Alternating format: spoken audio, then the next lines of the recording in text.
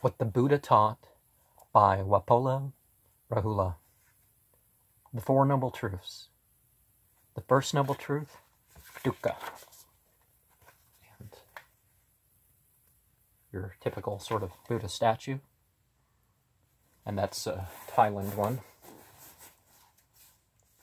The heart of the Buddha's teachings lie in the Four Noble Truths.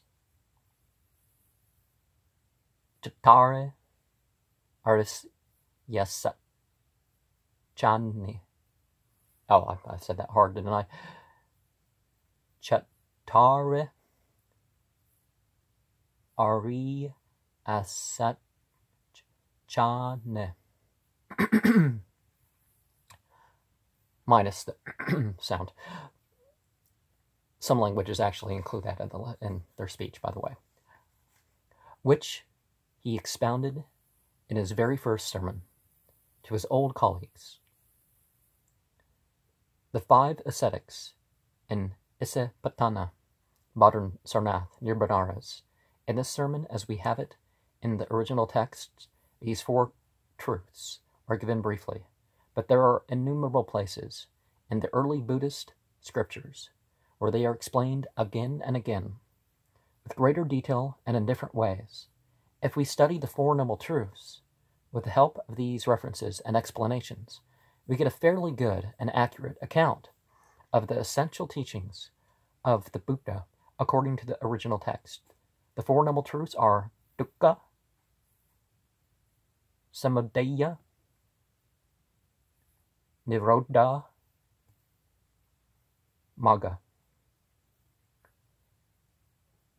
So the arising out of the origin of dukkha is okay. What does the note say? I do not wish to give an equivalent in English for this term for reasons given below. And another phrase that we're seeing here is Dhamma tat kapav anna sutta. Setting in motion of the wheel of truth. Okay. The first, rising the origin of dukkha, the cessation of dukkha, the way leading to the cessation of dukkha. The first noble truth, dukkha ariyasaccani, is generally translated by almost all scholars as the noble truth of suffering, and it is interpreted to mean that life, according to Buddhism, is nothing but suffering and pain. Well, neither of which is, okay, he says it. Both translation and interpretation are highly unsatisfactory and misleading. It is because of this limited, free, and easy translation and its superficial interpretation that many people have been misled regarding Buddhism as pessimism. And there's another Buddha head. Remember, sleep on your right side. It's the easiest way to, if you want low blood pressure and you want to not die of a heart attack or a stroke or something like that, laying on your right side is the way to go. Of course, you want to ease your stomach by laying on the left for a minute or something, but you want to sleep on the right. First of all, Buddhism is neither pessimistic nor optimistic. If anything at all, it is realistic, for it takes a realistic view of life and of the world. It looks at things objectively. Yatham Bhuttam. It does not falsely lull you into living in a fool's paradise, nor does it frighten and antagonize you with all kinds of imaginary fears and sins. Well, if sin just means mistake, perfect yourself. That's, but some people have gone too far with the way they show it. It tells you exactly and objectively what you are and what the world around you is, and it shows you the way to perfect freedom, peace, tranquility, and happiness. One physician may gravely exaggerate an illness and give up hope altogether. Another may ignorantly declare that there is no illness and that no treatment is necessary, thus deceiving the patient with a false consolation. You may call the first one pessimistic and the second one optimistic. Both are equally dangerous. Well, it depends on the case, right?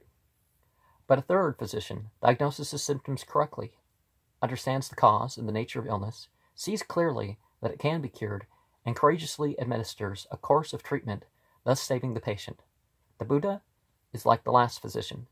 He is the wise and scientific doctor for the ills of this world. Visakha, our Ba'isajya Guru. It is true that the Pali word dukkha, or Sanskrit dukkha, in ordinary usage means suffering, pain, sorrow, or misery, as opposed to the word sukha, meaning happiness, comfort, or ease. But the term dukkha as the first noble truth, in which represents Buddha's view of life and the world, has a deeper philosophical meaning and connotes enormously wider senses. It is admitted that the term dukkha in the first noble truth contains quite obviously the ordinary meaning of suffering, but in addition, it also includes deeper ideas such as imperfection, impermanence, emptiness, insubstantiality. It is difficult, therefore, to find one word to embrace the whole conception of the term dukkha as the first noble truth, and so it is better to leave it untranslated than to give an inadequate and wrong idea of it by conveniently translating it as suffering or pain. So if you say suffering to differentiate it from other, well, all is, all is continuing, isn't it?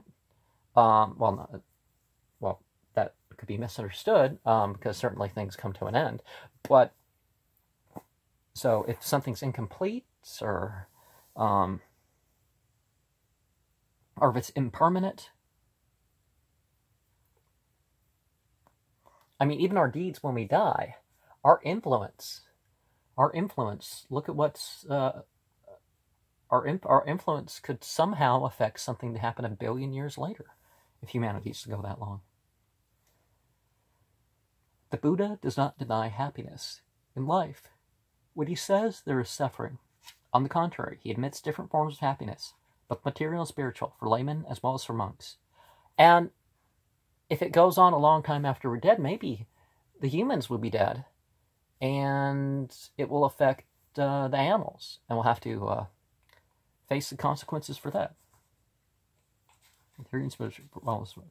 In the Anguttara Nikaya, one of the 5 original collections in Pali containing the Buddha's discourses, there is a list of happinesses, sukhane, such as the happiness of family life, and the happiness of the life of a recluse, the happiness of sense pleasures, and the happiness of renunciation, the happiness of attachment and the happiness of detachment, physical happiness and mental happiness, etc. And some would say the happiness of devotion, even in abject poverty, exceeds them all. At least it's a pursuit of happiness that's the most valuable, right? But all these are included in dukkha. Even the very pure states of dhyana, recueilment, or trance, attained by the practice of higher meditation, free from even a shadow of suffering,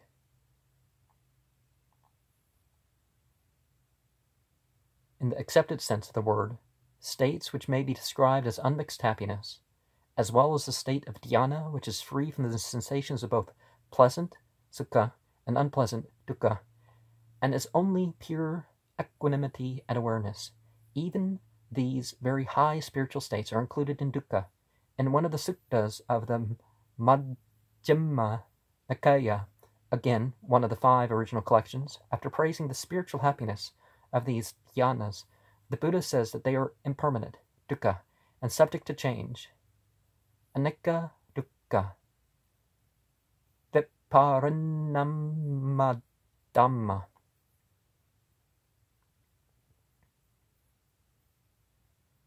and also said Mahadukkha Kanda Sutta. Oh, that's where it's from. Notice the word dukkha is explicitly used. It is dukkha, not because there is suffering in the ordinary sense of the word, but because whatever is impermanent is dukkha. Yad and cham tam dukkham. The Buddha was realistic and objective. He says with regard to life, the enjoyment of sense pleasures, that one should clearly understand these things, attraction and enjoyment, asada, evil consequences or danger or unsatisfactoriness, adinava, and freedom from liberation, nisarana. When you see a pleasant, charming, and beautiful person, you like him or her, you are attracted, you enjoy seeing that person again and again, you derive pleasure and satisfaction from that person. This is enjoyment, asada. It is a fact of experience, but this enjoyment is not permanent.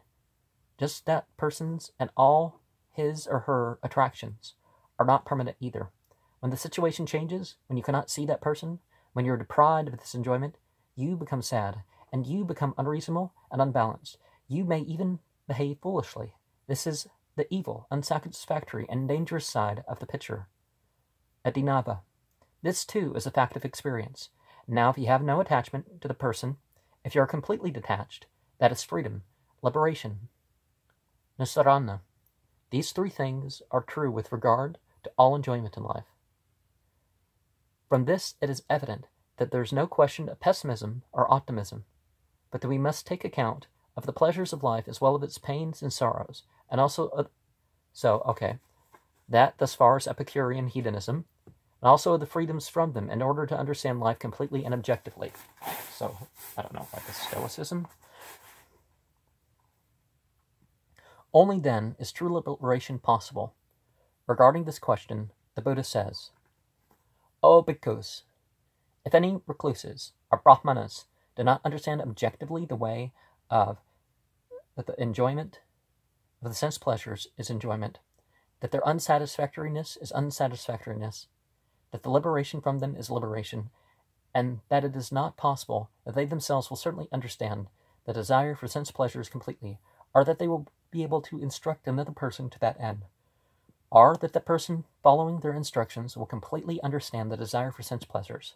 O bhikkhus, if any recluses or brahmanas understand objectively in this way, the enjoyment of sense pleasures is enjoyment, and that their unsatisfactoriness is unsatisfactoriness, that liberations from them is liberation, and that that is possible, and they themselves will understand the desires for sense pleasures completely, and that they will be able to instruct another person to that end, and that person following their instructions will completely understand the desire for sense pleasures.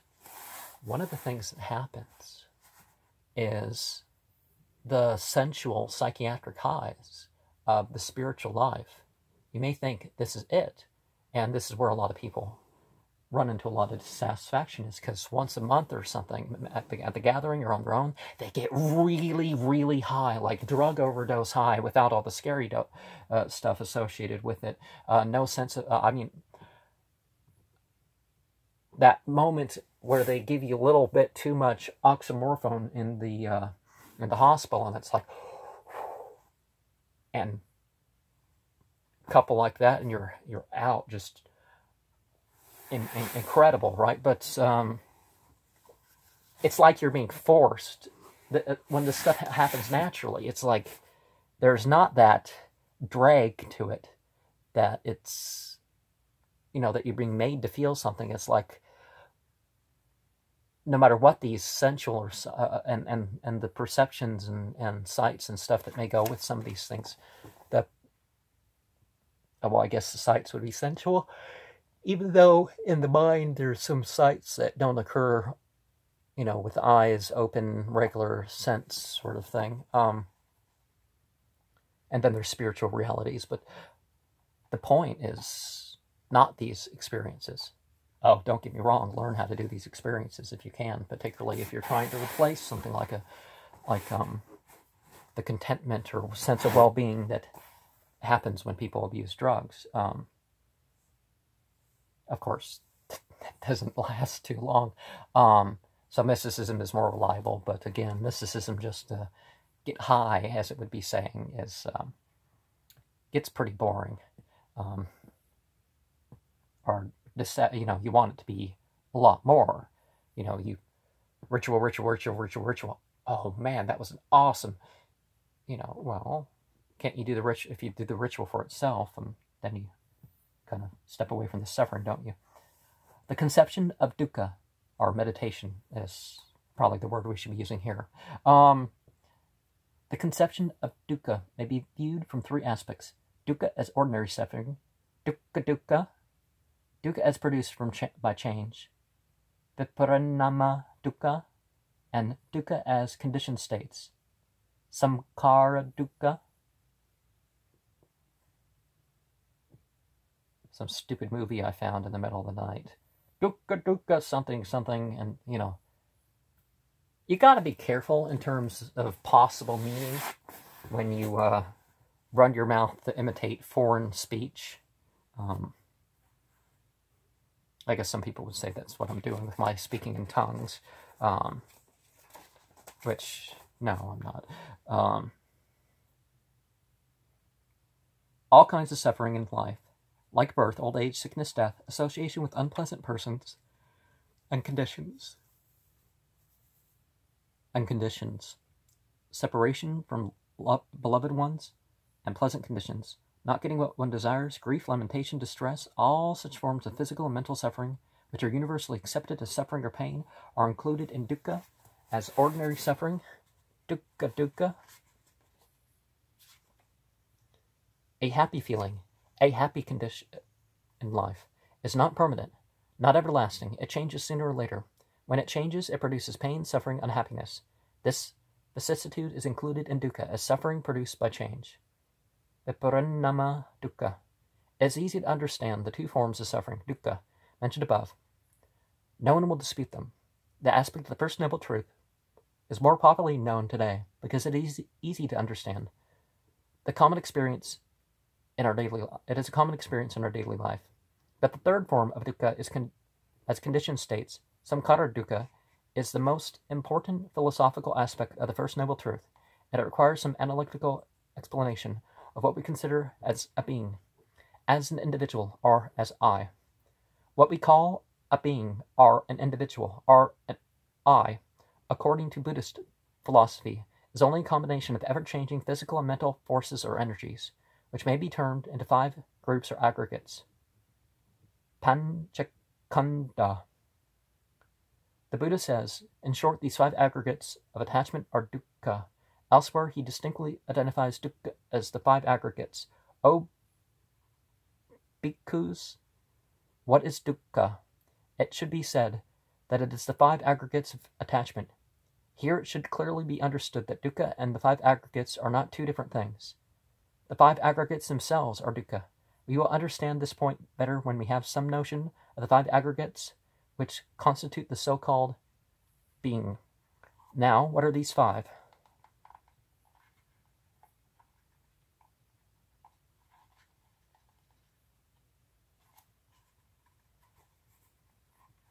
The 5 aggregates. The first aggregate of matter, rupakanda. In this term, aggregate of matter, are included the traditional 4 great elements, Cattari Mahabhutani, namely solidity, fluidity, heat, and motion. Also the derivatives, Apataya Rupa, of the 4 great elements. In the term derivatives of the 4 great elements are included our 5 material sense organs, i.e. the faculties of eye, ear, nose, tongue, and body, and their corresponding objects in the external world, i.e. visible form, sound, odor, taste, and tangible things, and also some thoughts or ideas or conceptions which are in the sphere of mind objects. Dharma yatana. Thus, the whole realm of matter, both internal and external, is included in the aggregate of matter. The second is the aggregate of sensations, Vedana Kanda. In this group are included all our sensations, pleasant or unpleasant or neutral, experienced through the contact of physical and mental organs with the external world. They are of 6 kinds. The sensations experienced through the contact of the eye with the visible forms, ear with sounds, nose with odor, tongue with taste, body with tangible objects, and mind, which is the 6th faculty in the Buddhist philosophy. With mind, objects are thoughts or ideas. All our physical and mental sensations are included in this group. So, what? Mind is consciousness. So, do you identify with the body or the mind? And the Buddhists say, no, don't identify with either of those. The mind's a vehicle too, and I would agree. The mind is a vehicle too.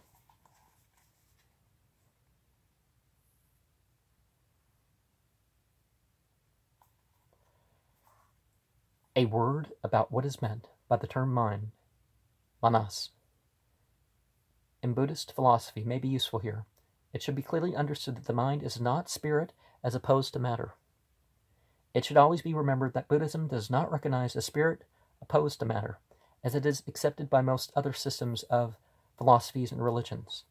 Now, I would say religion itself does not go into this matter is evil or the mind is, mind, body, spirit is definitely something that they bounce the whole Trinity idea off of, but they can definitely be in line. Just as I point out with the, with that rainbow that I use to explain physical, the sensual, astral, the emotional, causal. Well, actually, it makes sense as being, further up in the thing, but causal, mental. Well, the deductive part of the mind, the general intellectual part of the mind, and the intuitive part of the mind. So, causal, mental, etheric, and then you go on to the soul, but the various soul and spirit planes. But that rainbow, it's, you're supposed to get it all in line, aren't you? Mind is only a faculty or organ. Indriya, like the eye or the ear, it can be controlled and developed like any other faculty. And Buddha speaks quite often of the value of controlling and disciplining these 6 faculties. All these people saying blank the mind and you just, become detached from the body. Well, no, not quite like that. Detached from attachment. The difference between the eye and the mind as faculties is that the former senses the world of colors and visible forms, whilst the latter senses the world of ideas and thoughts and mental objects. We experience different fields of the world with different senses. We cannot hear colors, but we can see them, nor can we see sounds, but we can hear them. Thus, with our 5 physical sense organs, eye, ear, nose, tongue, body, we experience only the world of visible forms, sounds, odors, tastes, and tangible objects. But these represent only a part of the world, not the whole world. What of ideas and thoughts? They are also a part of the world, but they cannot be sensed. They cannot be conceived by the faculty of eye, ear, nose, tongue, or body. Yet they can be conceived by another faculty, which is mind. Now, ideas and thoughts are not independent of the world experienced by those 5 physical sense faculties. In fact, they depend on and are conditioned by physical experiences. Hence, a person born blind cannot have ideas of color, except through analogy of sounds or some other things experienced through his other faculties. Ideas and thoughts, which form a part of the world, are thus produced and conditioned by physical experiences and are conceived by the mind. Hence, mind, manas, is considered a sense faculty or organ. Indriya, like the eye or the ear. The third is the aggregate of perceptions. Sankhanda, like sensations. Perceptions are also of 6 kinds, in relation to 6 internal faculties, and the corresponding 6 external objects. Like sensations, they are produced through the contact of our 6 faculties with the external world. It is the perceptions that recognize objects, whether physical or mental. The fourth is the aggregate of mental formations. Samkarakanda.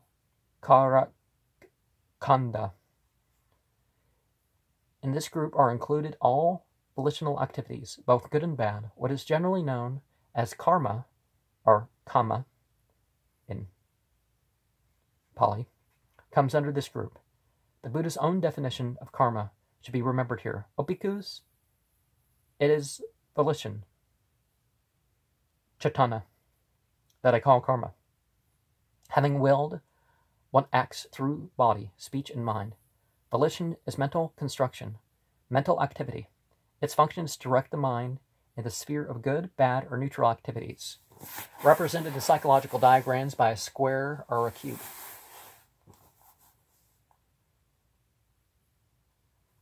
Just like sensations and perceptions, volition is of 6 kinds, connected with 6 internal faculties and the corresponding 6 objects, both physical and mental, in the external world. Sensations and perceptions are not volitional actions. They do not produce karmic effects.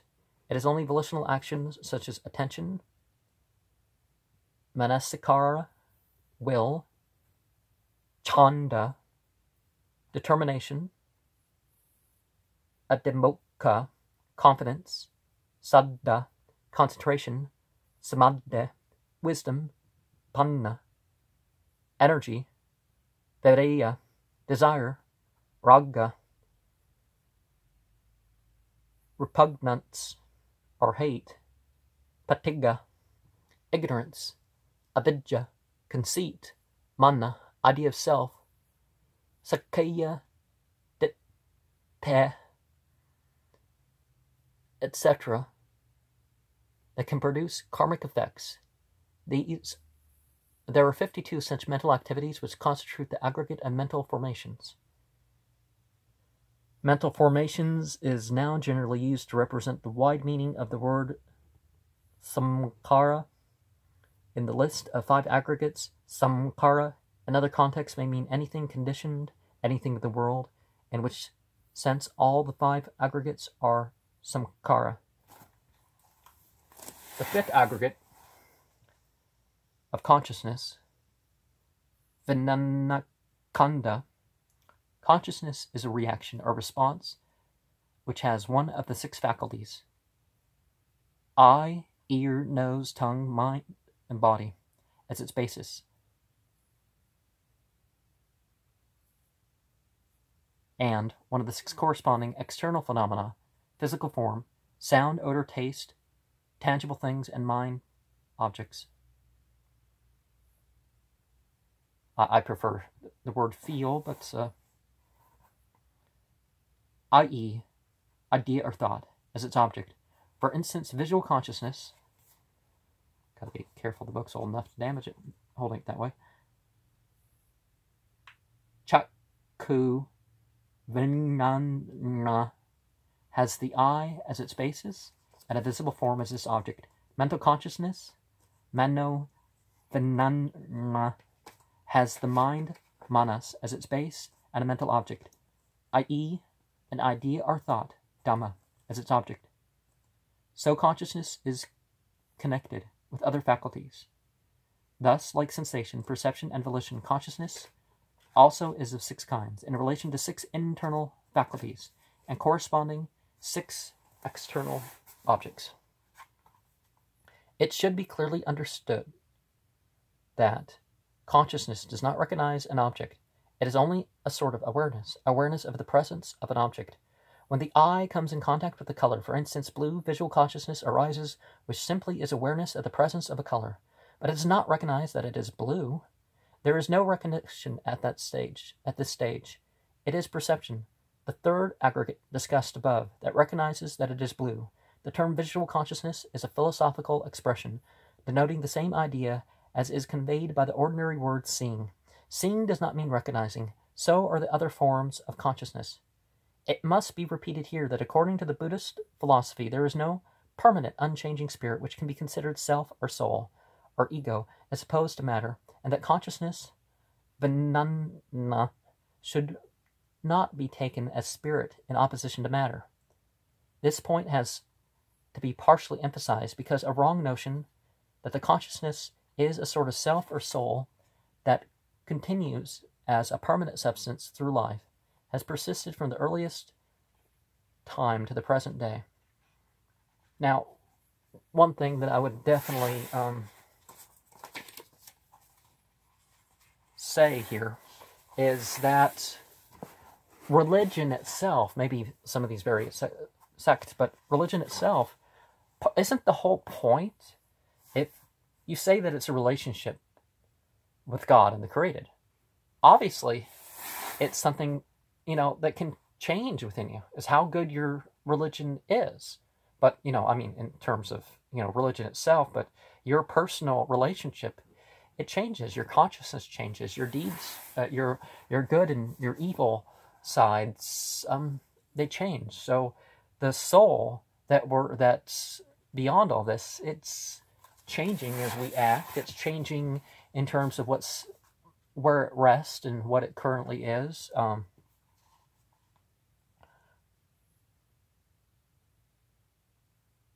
Or to say that spirit's opposed to matter,